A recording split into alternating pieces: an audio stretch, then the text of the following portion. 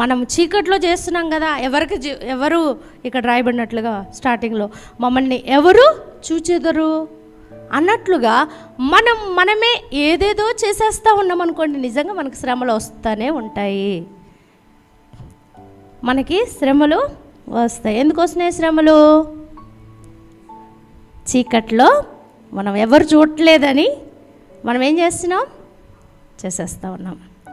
కాబట్టి ఈ రోజున లోకంలో శ్రమలు వస్తున్నాయి. ఎందుకు వస్తున్నాయి?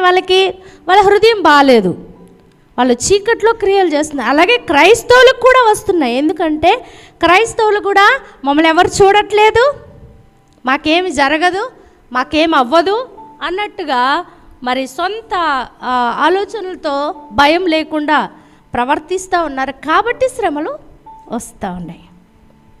ఓకే, ప్రైజ్ ది లార్డ్, హల్లెలూయా. ఇంకా కొన్ని మాటలు మనం చూద్దాం.